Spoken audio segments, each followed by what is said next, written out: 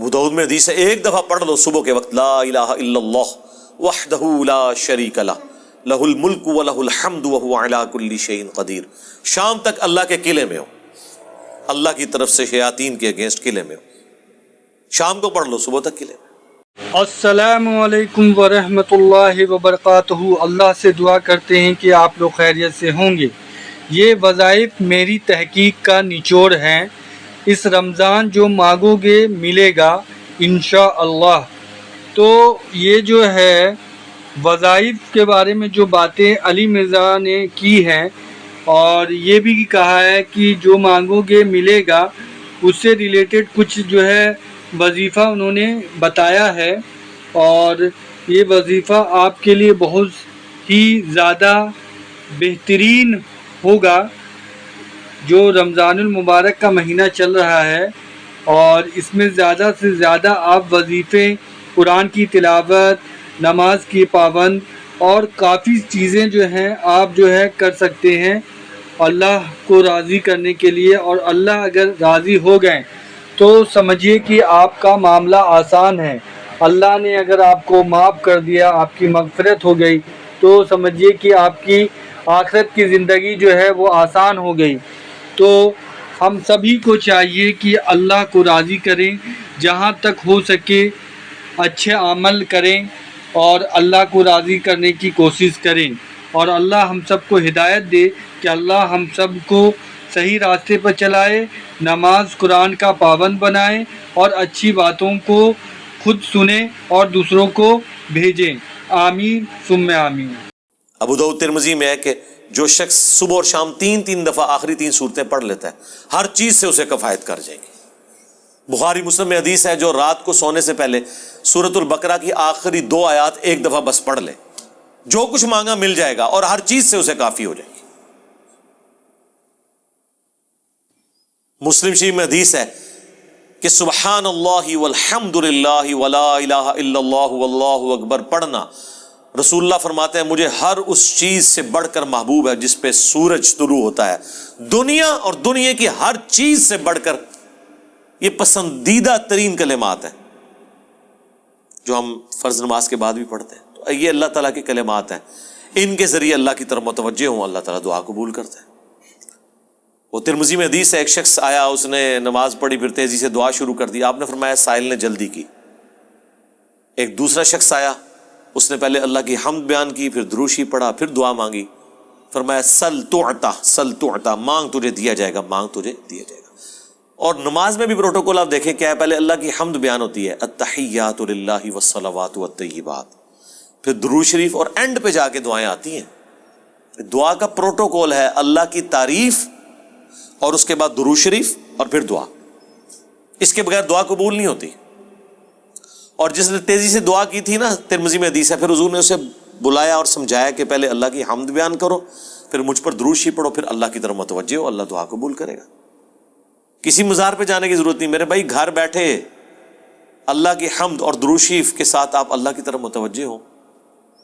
مسلم شریف میں حدیث ہے جو اذان کا جواب دے وہی کلمات ریپیٹ کرے، حی علی الصلاح حی علی الفلاح پہ لا حول ولا قوت الا باللہ کہے، اور اس کے بعد مجھ پر ایک دفعہ درود شریف پڑھے اور الوسیلہ والی دعا مانگ لے، قیامت کے دن میری شفاعت اس کے لیے حلال ہو جائے گی۔ اللہم اجعلنا منہم، آمین۔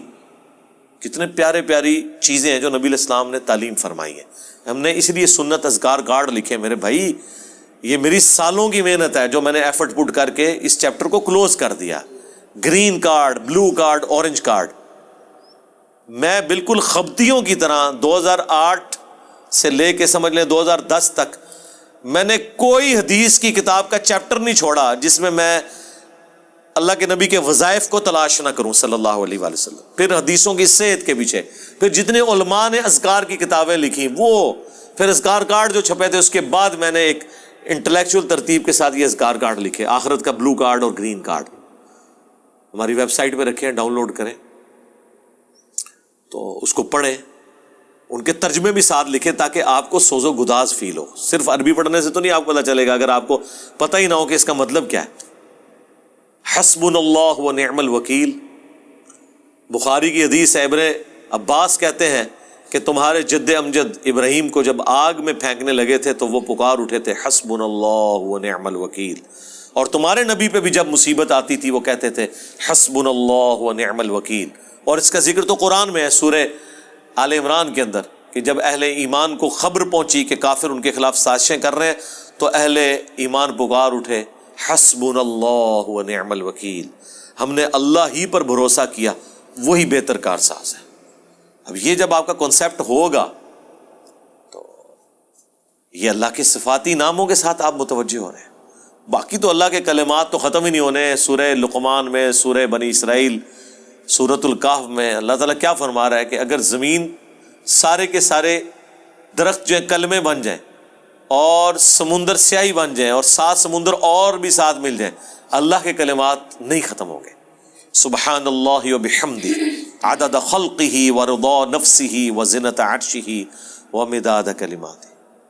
بخاری میں حدیث ہے اللہ تعالیٰ کے 99 نام ہے، جو ان کو لے لے گا تو اس پہ جنت واجب ہو جائے گی۔ لینے سے مراد یہ نہیں ہے کہ وہ ان کی صرف تسبیح کھینچتا رہے گا، مراد یہ کہ وہ اللہ تعالیٰ کو سیریس لے گا، ٹھیک ہے۔ اور لوگ وہ خالی نام پڑھ رہے ہوتے ہیں، کہتے ہیں بس جنت ہوگی، نماز پڑھنے کی لوڑ ہی کوئی نہیں۔